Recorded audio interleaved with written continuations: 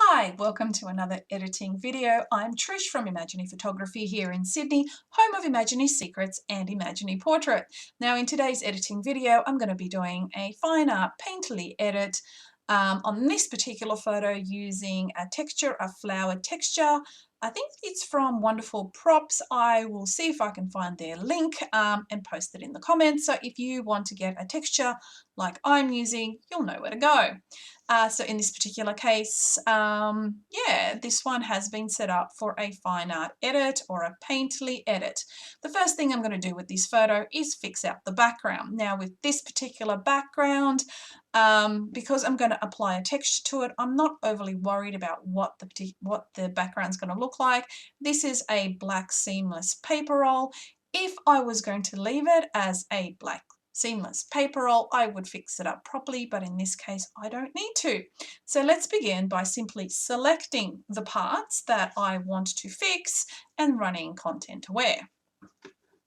Let's begin. So I will go to L for lasso,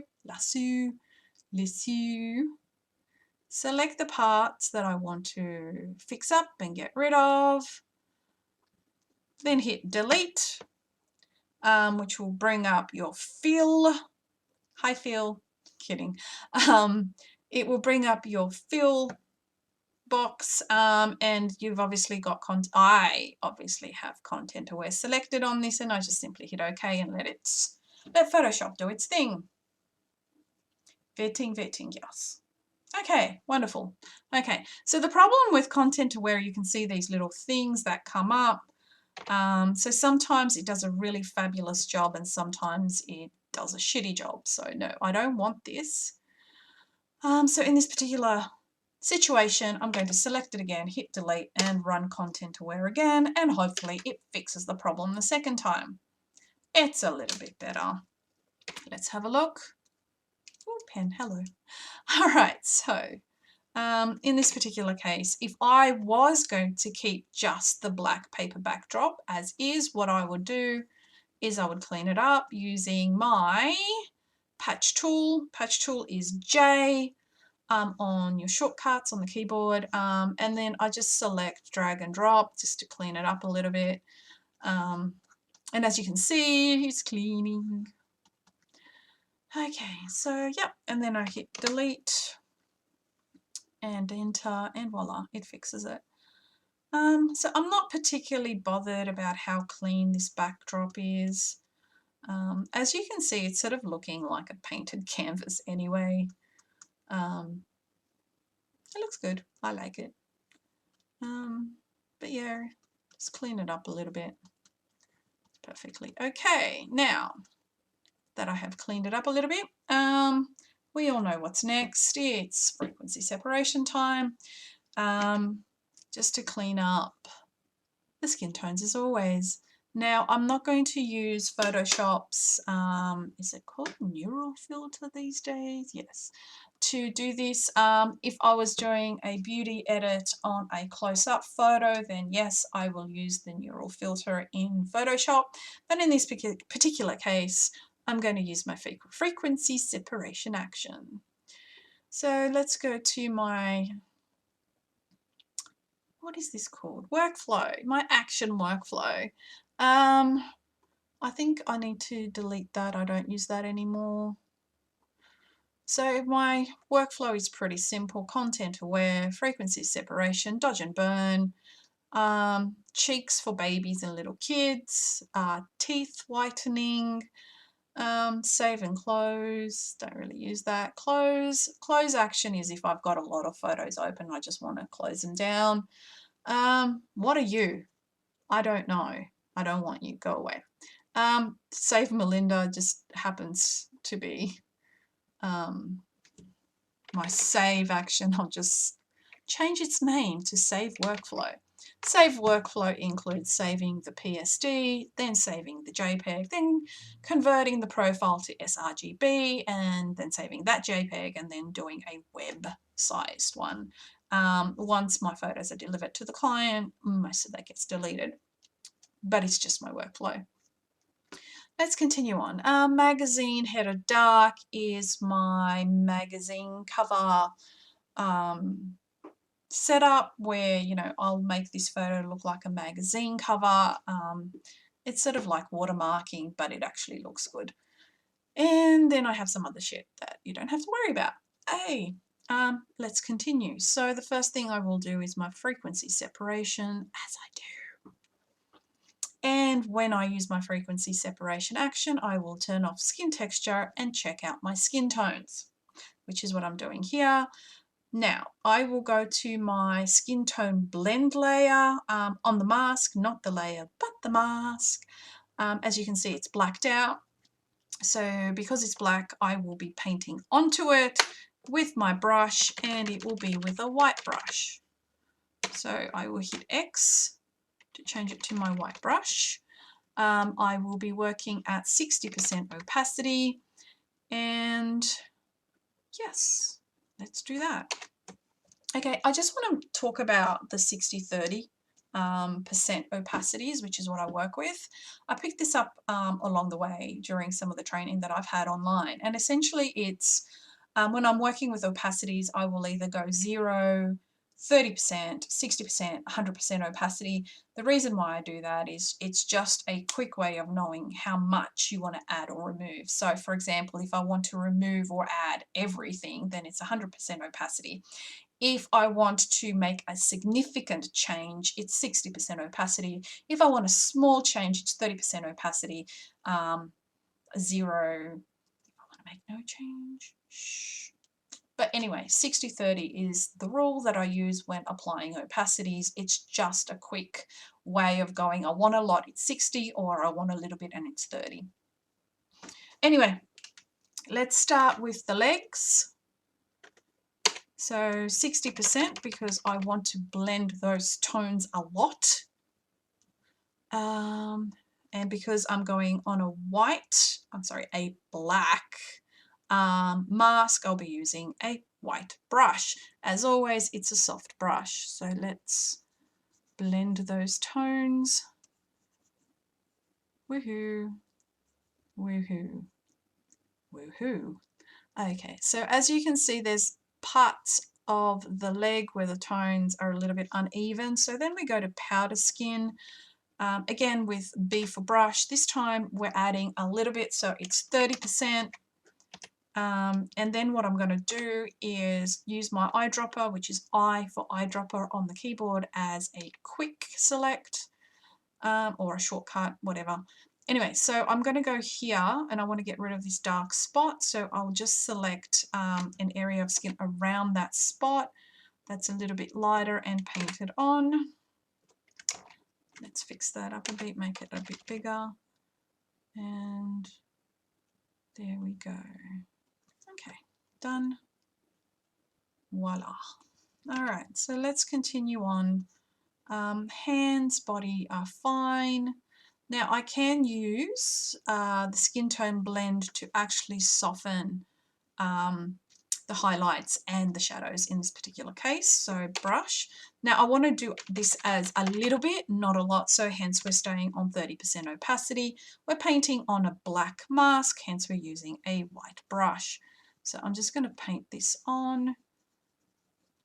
As you can see, it's softening, decontrasting, and there we have it. So the before and the after.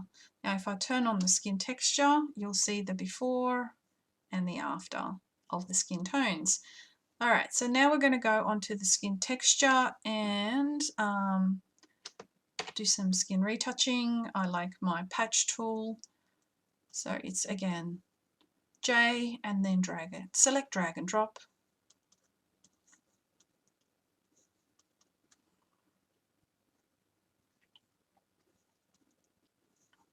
Oops, oops, oops. Goodness. I think I need a drink of water. All right, so there we have it. All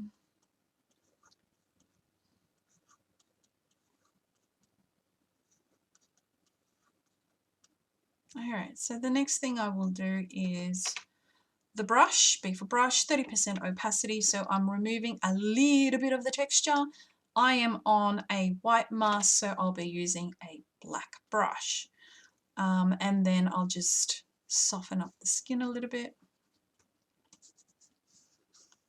Not too much. I mean, this is a long distance photo, so it doesn't have to be perfect, but we just want a little bit of smoothness here.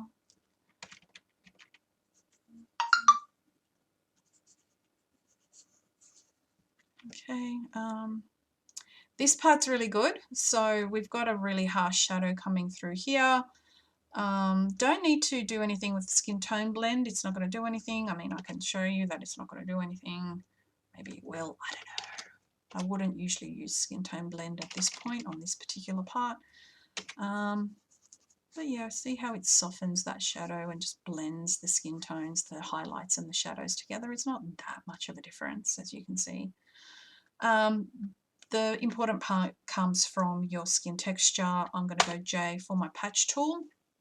And on the actual mask, not the layer. I mean, no, on the mask, not the layer. So on the layer, not the mask. Let's slow down a little bit. So I'm going on the skin texture layer. Then what I'm going to do is select, as I usually do with my patch tool, drag and drop. Same thing. So as you can see, it's reducing the contrast and blending that shadow and highlight really softly and nicely, which is not as harsh. All right, so over here, just soften up the skin a little bit. Nothing too dramatic. And hand, let's have a look at the hand. The hand is fine. Let's have a look at the legs. Yeah, so a little bit. Again, not overly fussed. I mean, if I was going to print this large, then I would be more concerned about the details, but this is going on the website, on social media, so, you know, you can't see too much details in small photos. Even if I print this as a 12 by 16, you're not going to see much detail. I mean, we're talking about 40 by 60. I would probably take more care. And once again, with the arms. Okay, cool. Yay! All right. So, you know, soften things up. That's all. Oops. Okay.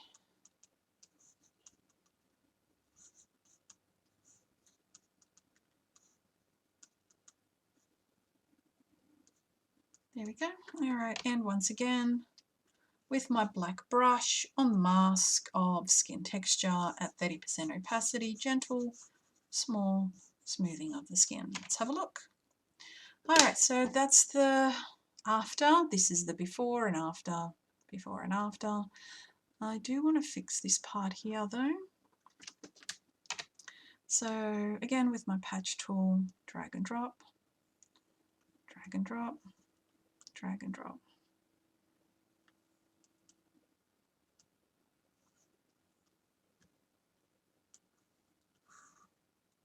There we go.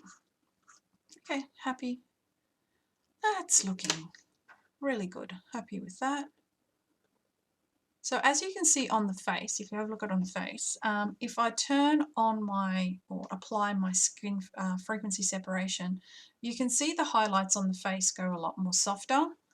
Again with the arm.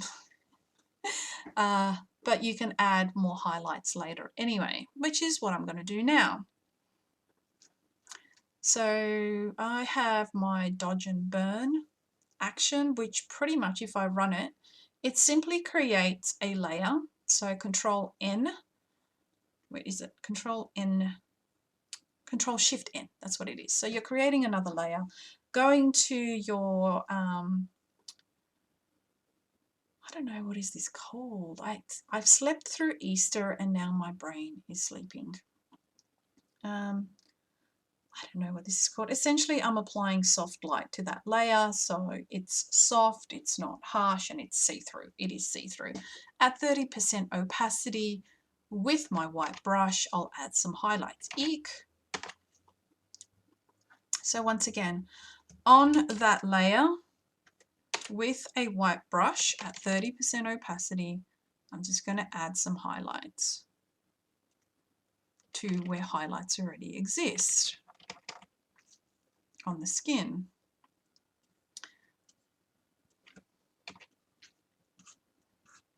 Okay, so that's pretty much a dramatic highlight. So I'm not going to add to that, but I might sort of bring it down a little bit to the legs like this. And that's too big, so I want to make it smaller. And there we go.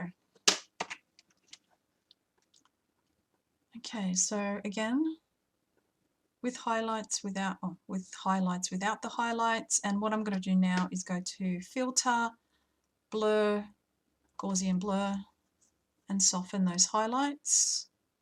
I'm happy with that. So they're still there. Okay, the next thing I'm going to do is select all my layers, hit Control J, and then right click and merge those layers and do a little O for dodge with the O. So over here, it's O for dodge. And I'm going to bring out a little bit more highlights, just a tiny bit. Oh, what am I doing? Oh, I said. And bring out the highlights in the hair a little bit on the eyes, a little bit on the eyes, on the lips, fingers, and I can also do it a little bit on the floof. Why are you doing this to me? I officially call these gowns floofs because they're floofy gowns. All right. And there we have it. So a little bit. I'm okay, I'm alive. Tiny little bit of the highlights along the dresses. Now this is where the fun begins. We now go over to Sean Archer. Now I have a backlight. I might want to extend that backlight a little bit more. So I'll run my add backlight action.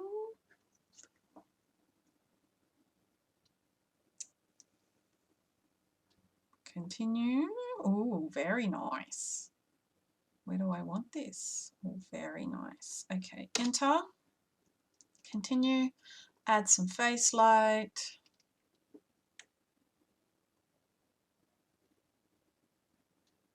Continue. Let's make it smaller because it's for the face. All right, remember with this, the center is where it's the brightest. So I bring that down, bring that up. You'll see the center is where it's the brightest. Hit enter, continue. All right, let's bring that in a little bit. Okay, so that's before, after, and I might drop that to 30% because I only want a little bit. So the next thing that we are doing is no dramatic lights, no dramatic eyes. I am going straight to my background. So I hit play, continue. Now this is the texture I'll be using. So Control A to select all, Control C to copy it, go to over here and Control V to paste. There we go. Now, if you hold down the Shift key while you're sort of changing the size of this, you can move it or transform it like this rather than keeping it to aspect ratio. Okay, yep, that's fine. All right, the other thing, do I want to or not add the bottom part? We won't add the bottom part in this particular case, so we're just going to continue on and hit play. There you go. So in this particular step, I am removing the texture from the subject and blending it in as well. So if I take my black brush, because I'm working on a white mask, and I am actually working at 100% opacity this time. So there we go. Whee!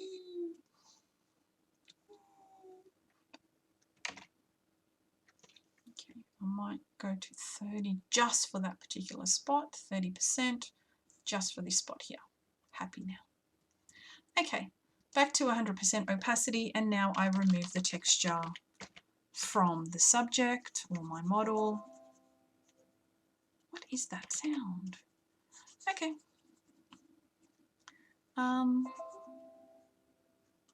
Is that emails? Why am I getting emails? Okay, so yep, let's remove.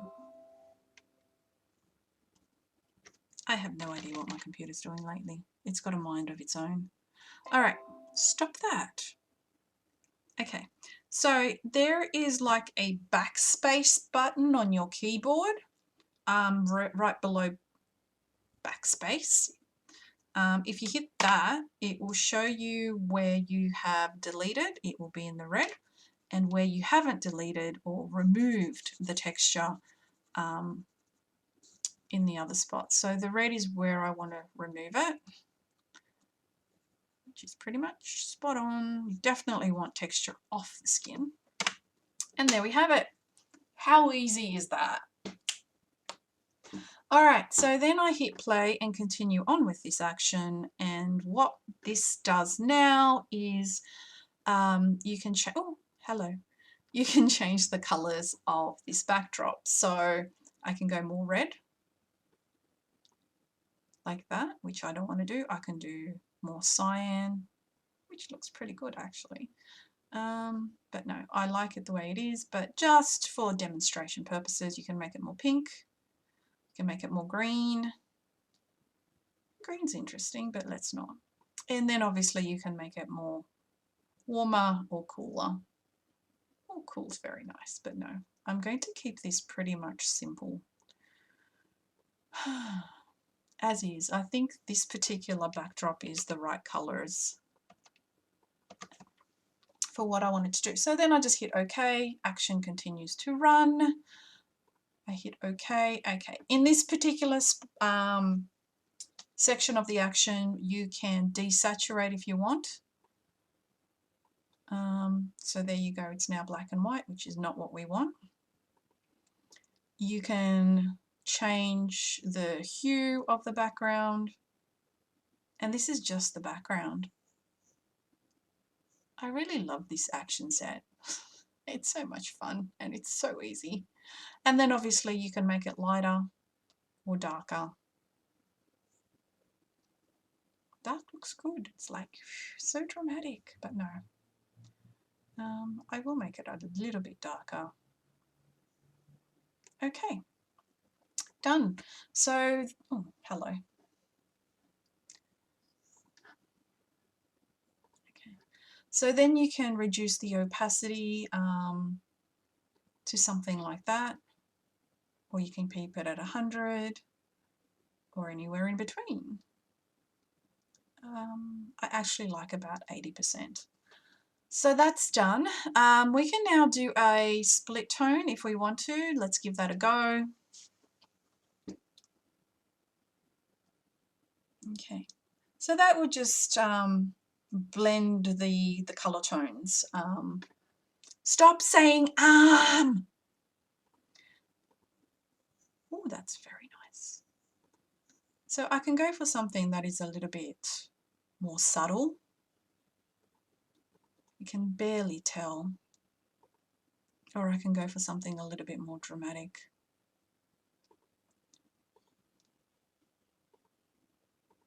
Like I'm leaning towards the greens. I like this, I do. So I might drop split tones down a little bit because it's a little bit too dramatic for me. Maybe 30%, how's that? Just a little bit. Vignetting, always fun.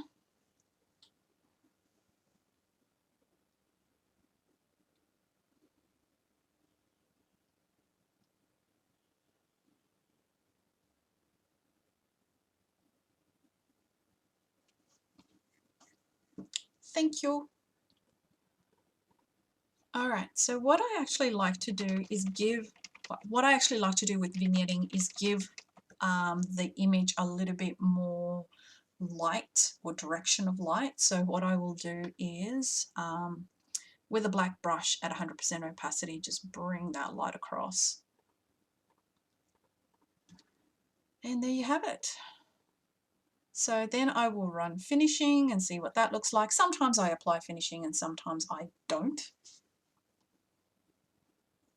So I'll just wait. I have to say that the finishing action is one of my favorite ways to sharpen the face, to be honest. So the before and the after, very nice.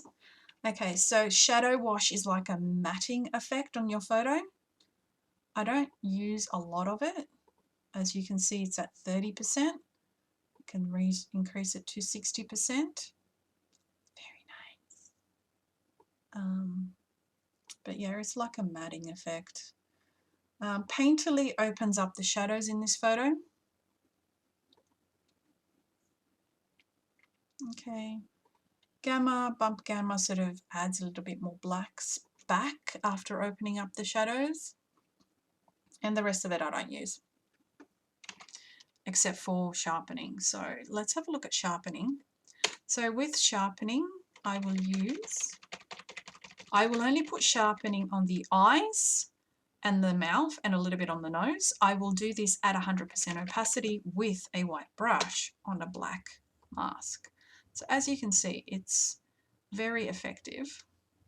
Remove it off the nose a little bit. And then here, I will then drop the opacity to 30%. The arm. So I want to make it subtle. Okay, so that's the overall effect.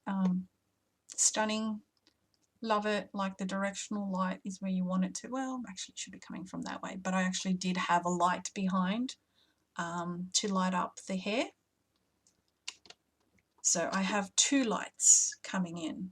So there's one light coming in from this, it's in reverse, this side for the face and the Rembrandt lighting effect, and then I got another one coming from this side for the hair. Okay, I've done it again, the arm. So what I'm going to do is select all those layers, create copies of all those layers, then merge them into one. And my final step, because I can't help myself, is applying alien skin, which is what I do. So filter, alien,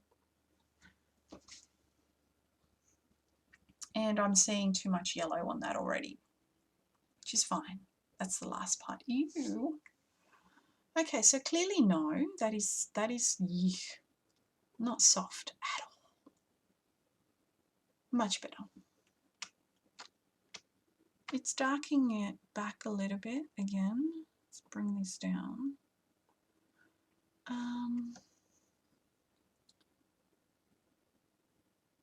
I might not even need alien skin for this one. I'm pretty happy with the image. I just need to tone down the yellows. Ooh, that looks nice.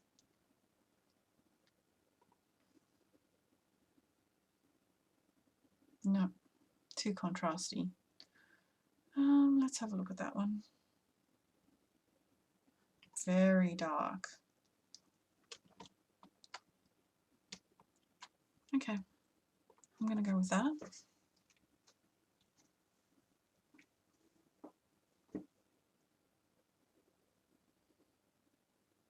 What I might also do is a video on how I do my magazine covers.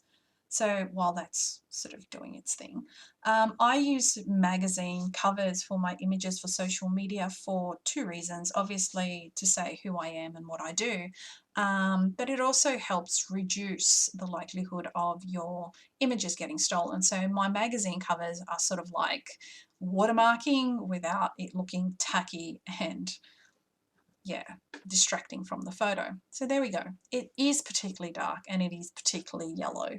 So again, I will drop my opacity to 60% because I want it a big significant application to the photo, but not at 100%. And I want to tone down the yellow.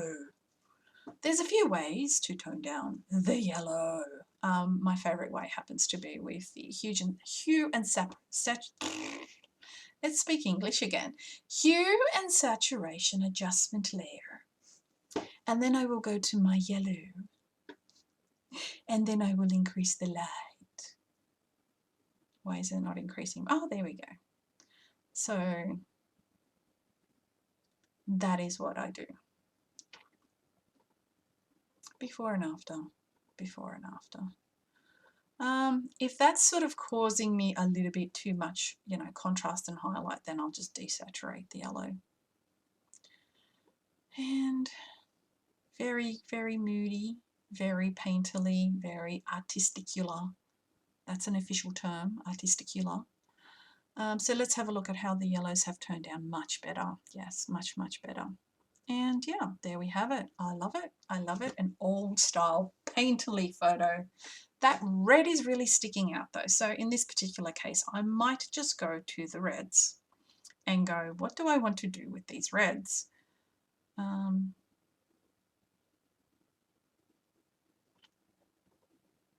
Desaturation. That's what works for me. Beautiful, stunning, amazing. Love, love. Okay. All right, so that's done. One final thing that I might do is just, I like it the way it is. I'm going to select all the layers yet again, make copies of them and then merge them so I can then go into Camera Raw. This one's a long edit. Whenever I don't like doing painterly edits because it always takes me too long and it's just like, I like the fashion editorial style because it's just fix, retouch the skin, apply some alien skin, you're done. You're not sort of managing multiple shit at the same time. Okay, where was I? Why am I here? Shadows. Yes, so open up the shadows a little bit. Drop the highlights a little bit. No, yes, no, no, I won't. All right, and then hit OK. Okay, that's really matted it. And then again, I can just play with my opacity to see how much I want it to apply. I'm going to go with 60. And I'm done. Voila. I'm going to save that. Wait. Where's my save action? Where is my save? I renamed it. Now I can't find it. Save workflow. There it is. Hello. Where am I saving to? Jessica. Okay, so I now need to change that. And so I'm changing my save workflow. So I'll take you through it quickly. First of all, what I do is hit record, and then I go and save this as a PSD file in my PSD folder. So that retains all the layers. I don't do this often anymore simply because I don't want to go back and finish this. If I had to adjust this in any way, it would literally be in Adobe Camera Raw, open up some shadows if I really wanted to, adjust the reds in Adobe Camera Raw. So, you know, I don't need all those layers and I don't need to play with all those layers. So normally I don't tend to save the PSD file anymore. I'll just go straight to saving this image as a JPEG. It's also a lot faster because my computer's fucking slow.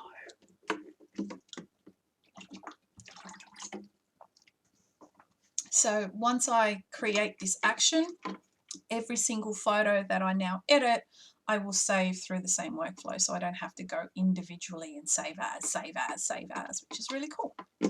Much easier. I will say that I edit massive files. So I will edit in 16-bit, not 8-bit, and I will edit in ProPhoto RGB. I don't edit in sRGB and I do not edit in Adobe RGB. I do it in ProPhoto. So if I'm going to edit something and I'm going to, you know, shoot in RAW, I want as much information available to me as possible before I reduce and compress. So that's my thought process while I sit here and waiting for my massively huge file to save. Oh, it's saved. Okay, so that's the first thing. I will save the PSD file. Then if I'm going to save a PSD file, I'm not going to save a JPEG file. So I will then go and then convert to profile sRGB. This is the version that I give to the clients if they purchase a full resolution file. So then I will convert it to sRGB. I will save it as a JPEG in my sRGB folder. It should be a lot quicker. Done! And then I have a website ready action, which sort of compresses it and makes it smaller for websites and social media. So I'll just play that. And then I will save as my web file and JPEG, thank you. Yay!